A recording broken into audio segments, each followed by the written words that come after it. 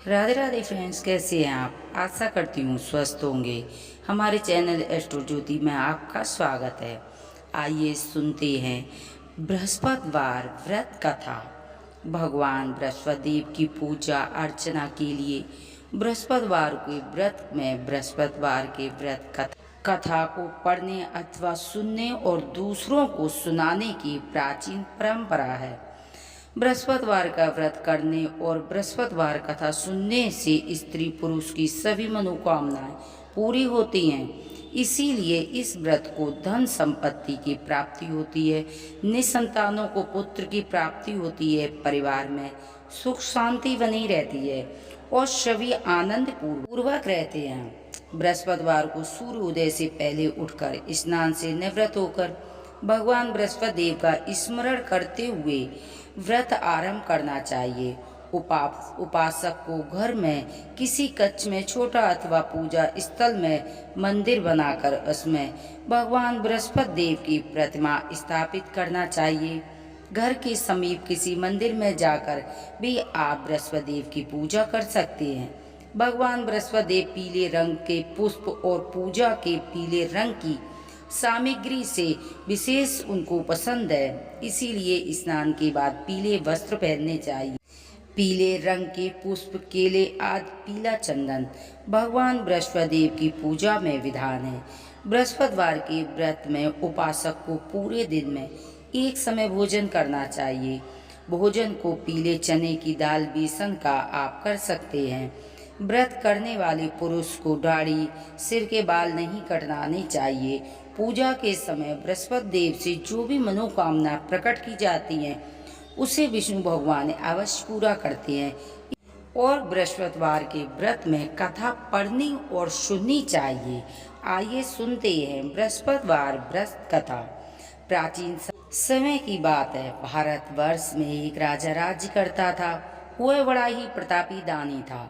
वह नित्य प्रतिदिन मंदिर में दर्शन करने जाता था और ब्राह्मणों गुरुजनों की सेवा किया करता था। उसके दरवाजे से कोई भी निराश होकर नहीं लौटता था। प्रत्येक गुरुवार को व्रत रखता था एवं पूजन करता था। हर एक दिन गरीबों की सहायता किया करता था। परंतु ये सब बातें उनकी रानी को अच्छी नहीं लगती थी। वह ना ही व्रत करती थी, ना ही किसी देवता का पूजन करती थी। वह राजा को भी ऐसा करने को मना किया करती थी। एक समय की बात है कि राजा शिकार करने वन को गए हुए थे। घर पर रानी और दासी अकेली थीं। उसी समय गुरु भगवान बृहस्पति देव साधु के रूप में दरवाजे पर भिक्षा मांगने आए। साधु ने रानी से भिक्षा मांगी और रानी ने भिक्षा देने से इनकार कर दिया। कहने लगी कि हे साधु महाराज, मैं तो इस दान पुण्य से तंग आ गई हूँ। इस कार्य के लिए तो हमारे पति देव भी बहुत हैं। इसीलिए अब आप कृपा करें कि हमारा सभी धन नष्ट हो जाए और मैं आराम से रह सकूं। साधु ने कहा, हे देवी, तुम तो बड़ी विचित्र हो। संतान और धन से कौन दुखी होता है? इससे तो पापी के घर भी होना चाहिए। पापी भी पुत्र और धन की इच्छा करता है। यदि तुम्हारे पास अधिक धन है तो भूखे मनुष्यों को भोजन कराओ, प्याऊ लगवाओ, ब्राह्मणों को दान दो, धर्मशाला बनवाओ, कुआं, तालाब, बावड़ी आदि बगीचे का निर्माण कराओ तथा निर्धन कुमारी कन्या का विवाह कराओ तथा यज्ञ करो। इस प्रकार के कर्मों से आपके कुल का और आपके नाम परलोक में सार्थक की प्राप्ति होगी। परंतु इन सब बातों से रानी खुश नहीं हुई और बोली, हे साधु महाराज, मुझे ऐसे धन की आवश्यकता नहीं है जिसको रखने उठाने में हमारा सारा समय बर्बाद हो जाए।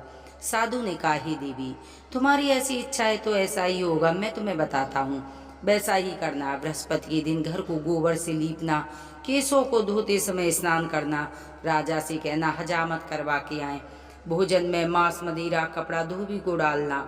इस प्रकार 7 बृहस्पतिवार कर दे से तुम्हारा धन नष्ट हो जाएगा। यह कहकर साधु महात्मा वहां से अंतर ध्यान हो गई। रानी ने साधु के कहने के अनुसार वैसा ही किया कि 3 बृहस्पतिवार ही बीते, उनका सभी धन नष्ट हो गया। राजा का परिवार भोजन के लिए तरसने लगा था, संसारिक भोगों से दुखी रहने लगा। तब वह राजा रानी से कहने लगा कि रानी, तुम यहाँ पर रहो, मैं दूसरे देश को जाऊं, क्योंकि यहाँ मुझे सभी मनुष्य जानते हैं, मैं कोई कार्य नहीं कर सकता हूँ। इसीलिए देश चोरी परदेश भी बराबर होती है। ऐसा कहकर राजा परदेश चला गया और वहाँ जंगल में जाता था लकड़ी काट कर शहर में बेचकर अपना दुखी जीवन व्यतीत करने लगा। इधर राजा के घर पर रानी और दासी दुखी रहने लगी। किसी दिन भोजन मिलता था, किसी दिन जल पीकर ही रह जाता। बार रानी और दासी को 7 दिन बिना भोजन के व्यतीत हो गई। तभी रानी ने दासी से कहा कि यहाँ पास ही नगर में मेरी बहन रहती, वो बड़ी धनवान है, तू उसके पास जा, उससे 5 शेर बेजर मांग ला, जिससे कुछ समय के लिए गुजर हो जाएगी। दासी रानी की बहन के पास गई। रानी की बहन उस समय पूजन कर रही थी। बृहस्पतिवार का दिन था। दासी ने रानी की बहन को देखा और कहा कि मुझे तुम्हारी बहन ने भेजा है, मुझे 5 शेर बेजर दे दो। दासी ने यह बात अनेक बार कही, परंतु उसकी बहन ने कोई उत्तर नहीं दिया, क्योंकि वह उस समय बृहस्पतिवार की कथा सुन रही थी। जब रानी की बहन को किसी प्रकार का उत्तर नहीं मिला, वह बहुत दुखी हुई, उसे क्रोध भी आया और वह लौटकर रानी से आकर बोली कि मुझे आपकी बहन तो बहुत घमंडिन है, वह छोटे मनुष्य से बात भी नहीं करती है, क्योंकि मैंने उससे कहा तो उसने कोई उत्तर नहीं दिया, मैं वापस चली आई। रानी बोली, हे दासी, इसमें उसका कोई दोष नहीं है। जब बुरे दिन आते तो कोई भी सहारा नहीं देता है, अच्छे बुरे का पता विपत में ही लगता है, जो ईश्वर की इच्छा है वही होगा, ये सब हमारे भाग्य का दोष है। इधर रानी की बहन ने सोचा कि मेरी बहन की दासी आई थी, परंतु उससे कोई नहीं बोला, इससे बड़ी दुखी हुई होगी। अंत कथा सुन पूजन समाप्त कर और अपने बहन के घर आकर कहने लगी कि बहन, मैं बृहस्पतिवार की कथा सुन रही थी जब तुम्हारी दासी गई। जब तक कथा होती है तब तक ना उठते हैं ना बोलते हैं, कहो तुम्हारी दासी क्यों गई थी? रानी बोली, बहन, हमारे घर में अनाज नहीं था, वैसे तो तुमसे कोई बात छुपी नहीं है, इस कारण मैंने दासी को तुम्हारे पास 5 शेर बेजर लेने भेजा था। रानी बोली, बहन, भगवान बृहस्पति सबकी मनोकामनाएं पूरी करते हैं, शायद तुम्हारे घर में अनाज रखा हो। यह सुन दासी घर के अंदर गई। उसे एक घड़ा बेजर का भरा मिला। उसे बड़ी हैरानी हुई, क्योंकि उसने एक एक बर्तन देख लिया था। उसने बाहर आकर रानी को बताया। दासी अपनी रानी से कहने लगी कि हे रानी, देखो, वैसे तो हमको भोजन नहीं मिलता, तो हम रोज व्रत करती हैं, अगर इनसे व्रत की विधि पूछ ली जाए तो हम भी क्या करेंगे? दासी रानी के कहने पर अपनी बहन से बृहस्पतिवार के बारे में पूछा, तो उसकी बहन ने बताया, बृहस्पति को सूर्य उदय से पहले उठकर स्नान करके बृहस्पतिवार का व्रत करना चाहिए, लेकिन उस दिन सिर नहीं धोना चाहिए। बृहस्पतिवार के व्रत में चने की दाल, मुनक्का से विष्णु भगवान केले की वृक्ष की जड़ में पूजन करें, दीपक जलावें। उस दिन एक ही समय भोजन करें। भोजन में पीले चने की दाल का करें, परंतु नमक नहीं खाएं। इस प्रकार गुरु भगवान प्रसन्न होते हैं, अन्न धन पुत्र सभी मनोकामना को पूर्ण करते हैं। बृहस्पति और पूजन विधि बताकर उसकी बहन अपने घर लौट गई। रानी और दासी दोनों ने निश्चय किया कि बृहस्पतिवार का पूजन अवश्य करेंगे। 7 दिन के बाद जब गुरुवार आया, रानी और दासी ने गुड़साल में जाकर चना गुड़ मिल लाई और केले की जड़ का पूजन किया, बृहस्पति भगवान का पूजन किया। अब पीला भोजन कहाँ से आए? दोनों बड़ी दुखी थी, परंतु दोनों व्रत रखा था, जिस कारण विष्णु भगवान प्रसन्न थे। 2 थालों में सुंदर भोजन लेकर दासी को देकर बोले कि ये तुम्हारे और तुम्हारी रानी के लिए है, तुम दोनों भोजन करना। भोजन को पाकर दासी बड़ी प्रसन्न हुई और रानी से कहने लगी कि रानी, चलो भोजन कर लो। रानी को इस विषय में कुछ पता नहीं था। बोली, तू ही भोजन कर ले, क्योंकि तू हमारी व्यर्थ में हंसी उड़ाती है। दासी बोली, ये महात्मा भोजन दे गया है, इसीलिए हम दोनों साथ साथ भोजन करेंगे। दासी और रानी ने दोनों ने गुरु भगवान को नमस्कार कर भोजन आरंभ किया। उसके बाद प्रत्येक गुरुवार को व्रत करने लगी और पूजन करने लगी। बृहस्पति भगवान की कृपा से रानी और दासी के पास फिर धन आ गया, परंतु रानी फिर आलस करने लगी। तभी दासी बोली कि रानी, तुम्हें धन रखने से कष्ट होता था, इसी प्रकार हमारा सभी धन नष्ट हो गया था। भगवान की कृपा से हमें फिर धन प्राप्त हुआ है, तुम्हें फिर से आलस हो गया है। अब हमें दान पुण्य करना चाहिए, भूखे मनुष्यों को भोजन करना पाना चाहिए, प्याऊ लगवाना चाहिए, ब्राह्मणों को दान देना चाहिए, बाग बगीचा तालाब कुआं का निर्माण करवाना चाहिए, कुंवारी कन्या का विवाह करवाने चाहिए। इस तरह करवाने से हमारे कुल का यश बढ़ेगा, स्वर्ग की प्राप्ति होगी और पितृ प्रसन्न होंगे। दासी की बात मानकर रानी ने इसी प्रकार शुभ काम करने आरंभ किए, जिससे काफी यश फैलने लगा। एक दिन रानी विचार करने लगी कि न जाने राजा किस दशा में होंगे, उनकी कोई खोज खबर नहीं है। उन्होंने गुरु भगवान से प्रार्थना की रात्रि में राजा के स्वप्न में कहा कि राजा उठ, रानी तुझको याद कर रही है, अब तू अपने देश को लौट जा। प्रातःकाल राजा उठकर जंगल से लकड़ियां काटकर और शहर की ओर चल पड़ा। जंगल से गुजरते हुए वह सोचने लगा कि रानी की गलती की वजह से कितने दुख झेलने पड़े। राजपाट छोड़कर जंगल में आकर रहना पड़ा। जंगल में लकड़ियां काटकर उन्हें शहर में बेचकर किस तरह अपना दुखी जीवन व्यतीत करने पड़ा। इस तरह दुखी होकर रोने लगा। उसी समय बृहस्पतिदेव साधु के रूप में आए और बोले कि हे लकड़हारे, इस सुनसान जंगल में किस चिंता में बैठा है। यह सुन राजा के नेत्रों में जल भर आया और वंदना करके बोला कि प्रभु, आप तो सब कुछ जानने वाले हो। इतना कहकर साधु ने संपूर्ण कहानी सुना दी। महात्मा दयालु होती हैं, वे बोले कि हे राजन, तुम्हारी स्त्री ने बृहस्पति देव का अपराध किया था, जिस कारण तुम्हारी ये दशा हुई है। अब तुम किसी बात की चिंता मत करो, भगवान तुम्हें पहले से अधिक धन देंगे। देखो, तुम्हारी स्त्री ने बृहस्पतिवार का व्रत आरंभ किया है। अब तुम भी बृहस्पतिवार का व्रत करो। गुड़ चना लोटे में डालकर केले का पूजन करो, फिर कथा कहो, सुनो, तुम्हारी सभी मनोकामनाएं पूरी होंगी। साधु को प्रसन्न देखकर राजा बोला कि प्रभु, मुझे लकड़ी बेचकर इतना पैसा नहीं मिलता है जो मैं भोजन के उपरांत कुछ बचा सकूं। मैंने रात्रि में अपनी रानी को व्याकुल देखा है। मेरे पास कुछ नहीं है जिससे मैं उसकी खबर मंगा सकूं। फिर मैं कौन सी कहानी कहूँ, मुझे कुछ मालूम नहीं है। साधु ने कहा, हे राजा, तुम किसी बात की चिंता मत करो। बृहस्पति के दिन तुम रोजाना की तरह शहर में लकड़ियां लेकर जाओ। रोज से दुगना धन प्राप्त होगा, जिससे तुम भलीभांत भोजन कर लोगे और पूजा का सभी सामान आ जाएगा। और बृहस्पतिवार की कथा कुछ इस प्रकार है। प्राचीन काल में एक बहुत ही निर्धन ब्राह्मण रहता था।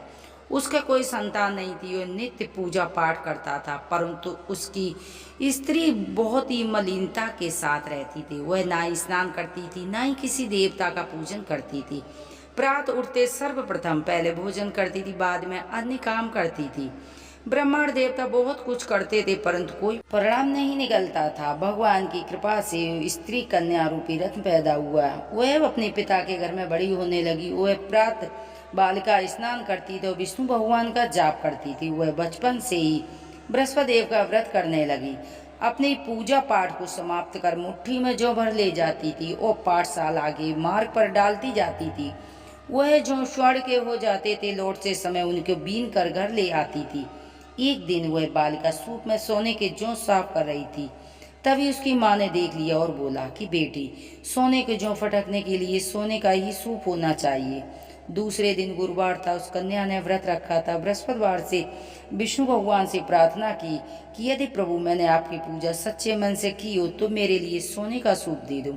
बृहस्पति देव ने उसकी प्रार्थना शुरू की। वह रोजाना की तरह जौ फैलाती हुई जाने लगी। लौटते समय जब जौ बीन रही थी, उसे सोने का सूप मिला और वह घर लेके आई, लेकिन उसकी माँ का वही ढंग रहा। एक दिन की बात है कि वह बालिका सूप में सोने के जौ साफ कर रही थी।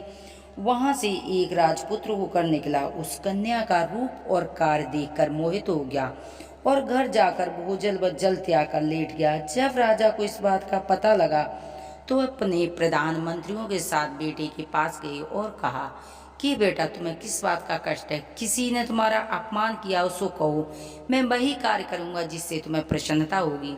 बेटा बोला कि पिताजी, आपकी कृपा से मुझे किसी बात का कष्ट नहीं है। किसी ने मेरा अपमान नहीं किया है, परंतु मैं उस लड़की से विवाह करना चाहता हूँ जो है सोने के सूप में जौ साफ कर रही थी। अब तो राजा आश्चर्य में पड़ गया और बोला कि बेटा, इस तरह की कन्या का तुम ही पता लगाओ, मैं तुम्हारा विवाह अवश्य करवा दूंगा। राजकुमार ने लड़की के घर का पता बताया। मंत्री उस लड़की के घर गए और राजा के आदेश सुनाया। तो कुछ ही दिनों के बाद ब्रह्मांड और कन्या का विवाह राजकुमार के साथ संपन्न हुआ। कन्या के घर से जाते ही ब्रह्मांड देवता घर में पहले की तरह गरीबी का निवास हो गया। अब भोजन के लिए बड़ी मुसीबतों से मिलता था। एक दिन दुखी होकर ब्रह्मांड देवता अपनी पुत्री से मिलने गया। बेटी ने पिता की दुखी अवस्था को देखा और अपनी माँ का समाचार पूछा। ब्रह्मांड देवता ने सभी हाल कहा। कन्या ने बहुत सा धन देकर अपने पिता को विदा किया।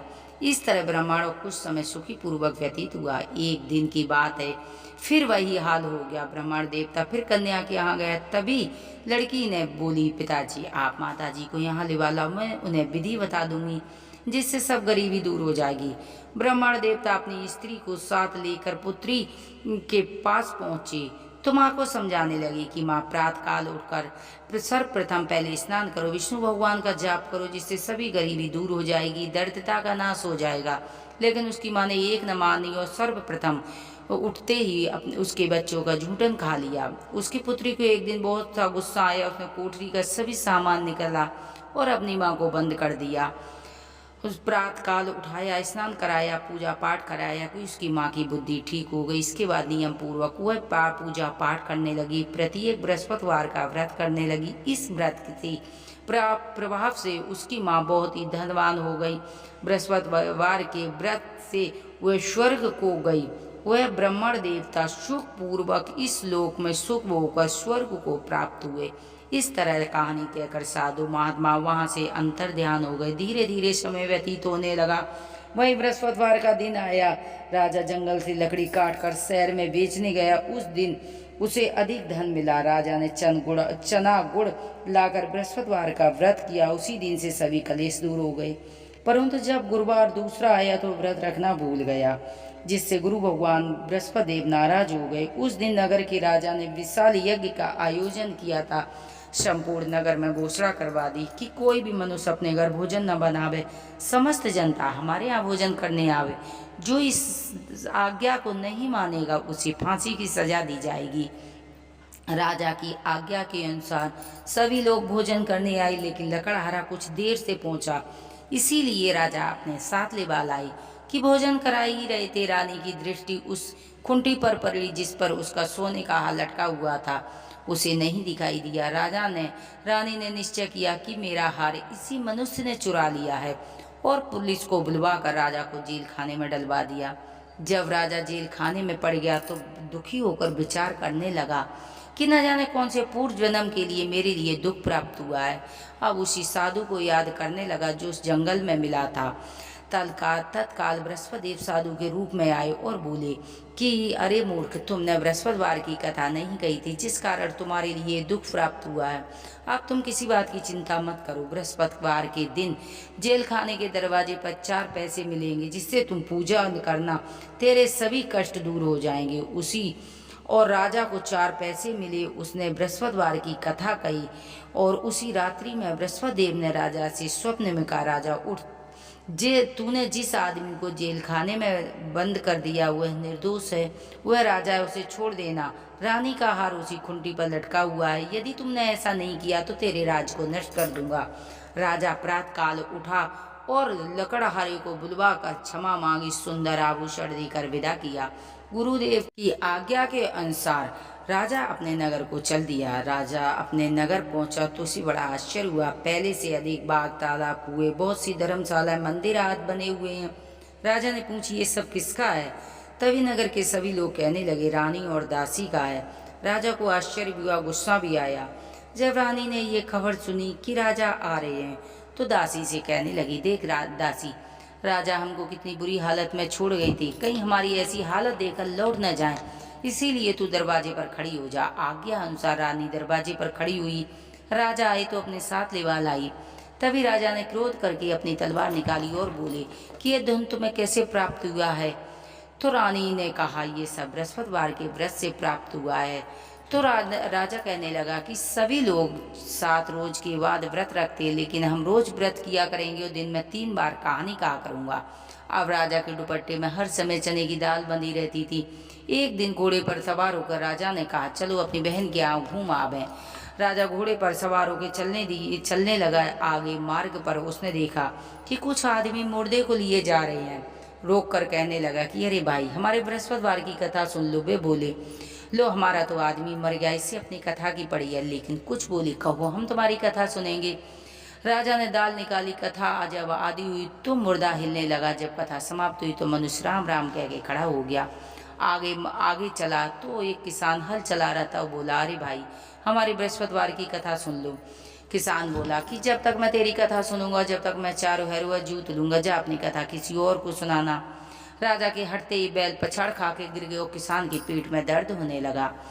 उस समय उसकी माँ रोटी लेकर आ रही थी। बेटे को सभी हाल पूछा तो बेटे ने सभी हाल कह दिया। वो बुढ़िया दौड़ी दौड़ी उस घुड़सवार के पास गई और बोली कि मैं तेरी कथा सुनूंगी, मेरे खेत पर चल के कहना। राजा ने बुढ़िया के खेत पर जाकर कथा कही, जिसके सुनते ही किसान के पेट का दर्द बंद हो गया और बैल खड़े हो गए। राजा अपनी बहन के यहाँ पहुंचा। बहन ने भाई की खूब मेहमानी की। दूसरे रोज राजा जागा तो देखा कि सभी मनुष्य भोजन कर रहे हों। रानी बहन से कहने लगा कि बहन, यहाँ कोई ऐसा मनुष्य नहीं है कि जिसने भोजन न किया हो और मेरे बृहस्पतिवार की कथा सुन ले। बहन बोली, भैया यह देश ऐसा है, पहले यहाँ भोजन करते हैं, बाद में अन्य काम करते हैं। यदि कोई पड़ोस में हो तो मैं देख आती हूँ। गई, परंतु उसे कोई ऐसा मनुष्य नहीं मिला जिसने भोजन न किया हो। अंत में एक कुमार के घर गई जिसका लड़का बीमार था। मालूम हुआ कि यहाँ किसी ने 3 रोज से भोजन नहीं किया है। उसने अपने भाई की कथा सुनने को कही। कुमार तैयार हो गया। राजा ने जाकर कथा कही, जिससे सुनते ही उसका लड़का ठीक हो गया। अब तो राजा की प्रसन्नता होने लगी। एक दिन राजा ने अपनी बहन से कहा कि बहन, हम अपने घर चलेंगे, तुम भी तैयार हो जाओ। बहन ने अपनी सास से बोली। सास बोली, हाँ चली जा, परंतु कोई लड़कों को मत ले जाना, क्योंकि तेरे भाई को औलाद नहीं है। बहन बोली कि भैया मैं चलूंगी, मगर कोई बालक नहीं जाएगा। राजा ने बोला, जब कोई बालक नहीं जाएगा तो तुम जाकर क्या करोगी। बड़े दुखी मन से राजा अपने नगर को लौट आया। से कहने लगा कि हम निर्वंशी आए, हमारे मुंह देखने का धर्म नहीं है। कुछ लोग तो भोजन भी नहीं करते। रानी बोली, प्रभु बृहस्पति देव ने हमें सब कुछ दिया है, औलाद भी अवश्य देंगे। उसी रात्रि में बृहस्पति देव ने राजा के स्वप्न में कहा, हे राजा उठ, सभी सोच त्याग दे, तेरी रानी को गर्भ से है 9वें महीने में सुंदर पुत्र पैदा हुआ। तब राजा रानी से कहने लगा कि देखिए, स्त्री बिना खाए रह सकती, पर बिना कहे नहीं रह सकती। जब मेरी बहन आवे तो तुम उनसे कुछ मत कहना। रानी ने सुनकर हाँ कर दिया। जब राजा की बहन को इस पता लगा तो बड़ी खुश हुई और बधाई लेकर आई। तभी रानी कहने लगी कि घोड़ा चढ़ी नहीं आई, गधा चढ़ी आई। राजा की बहन बोली कि भाभी, मैं इस प्रकार न कह दी तो तुम्हें औलाद कैसे मिलती। बृहस्पति देव ऐसे ही हैं, जिसके मन में जो भी मनोकामना होती है उनकी सभी मनोकामना पूरी करते हैं। जो सद्भावना से बृहस्पति देव का व्रत करता है एवं कथा पढ़ता है, सुनता है, दूसरों को सुनाता है, बृहस्पति देव उनकी सभी मनोकामना पूरी करते हैं। बृहस्पति देव उनकी सदैव रक्षा करते हैं। जो संसार में सद्भावना से, सच्चे हृदय से बृहस्पति देव का पूजन करता है, उनकी सभी मनोकामना पूरी होती हैं। जैसे राजा और रानी ने उनकी कथा का गुणगान किया था, उनकी सभी इच्छाएं बृहस्पति देव ने पूरी की थी। मनुष्य को हृदय में मनन करते हुए जय जयकार बोलना चाहिए। जय बोलो विष्णु भगवान की जय। ओम जय बृहस्पति देवा, स्वामी जय बृहस्पति देवा। छिने छिने भोग लगाऊं, पले पले भोग लगाऊं, कदली फल मेवा। ओम जय बृहस्पति देवा। तुम पूर्ण परिमात्मा, तुम अंतर्यामी, जगत पिता जगदीश्वर, तुम सबके स्वामी। ओम जय बृहस्पति देवा। चरणामृत निज निर्मल सब पातक हरिता, सकल मनोरथ दायक कृपा करो भरिता। ओम जय बृहस्पति देवा। तन मन धन अर्पण करे, जो जन शरण पड़े, प्रभु प्रकट तभी हो करे, आकर द्वारि खड़े। ओम जय बृहस्पति देवा। दीन दयाल दयानिधि, भक्त हितकारी, पाप दोष सब हरिता, भवबंधन हारी। ओम जय बृहस्पति देवा। सकल मनोरथिदायक सब संचय तारी, विषय विकार मिटाओ संतन सुखकारी। ओम जय बृहस्पति देवा। जो कोई आरती तेरी प्रेम सहित गावे, कहत शिवानंद स्वामी, भजते हरि हरि स्वामी, मन वांछित फल पावे। ओम जय बृहस्पति देवा। जय बृहस्पति देवा, स्वामी जय बृहस्पति देवा। चिनी चिनी भोगी लगाऊं, कदली फल मेवा। ओम जय बृहस्पति देवा। बृहस्पति के दिन पूजा में 1 चुटकी हल्दी डालकर दीपक अवश्य जलाना चाहिए, जिससे लक्ष्मी नारायण की कृपा प्राप्त होती है। शाम के समय पीपल के वृक्ष के नीचे देसी घी डालकर और दीप में हल्दी डालकर यदि आप जलाएंगे तो विष्णु भगवान सभी मनोकामना पूरी करेंगे। सच्चे मन से बृहस्पतिवार का जो व्रत करता है, कथा सुनता है और पढ़ता है, दूसरों को सुनाता है, विष्णु भगवान उनकी सभी मनोकामनाएं पूरी करते हैं। बृहस्पति के दिन लक्ष्मी नारायण की पूजा करने से घर में जो दरिद्रता होती है उसका नाश होता है। हल्दी का पानी पूरे घर में छिड़कना चाहिए जिससे निगेटिविटी दूर होगी। हल्दी डालकर स्नान करना चाहिए। बृहस्पति देव की कृपा प्राप्त होती है। सूर्य भगवान को बृहस्पति के दिन जिस बच्चों की शादी विवाह में विलंब है उन बच्चों को सूर्य भगवान को हल्दी डालकर अर्घ देना चाहिए जिससे शादी विवाह शीघ्र ही होगा। तो हल्दी के चमत्कारी उपाय जानने के लिए आप हमारे चैनल से जुड़े रहिए। यदि हमारी कथा कहानी आपको पसंद आती है तो प्लीज़ चैनल को सब्सक्राइब करें, वीडियो को लाइक करें। हर हर महादेव की जय, बोलो विष्णु भगवान की जय। और विष्णु भगवान के मंत्रों का जाप करना चाहिए।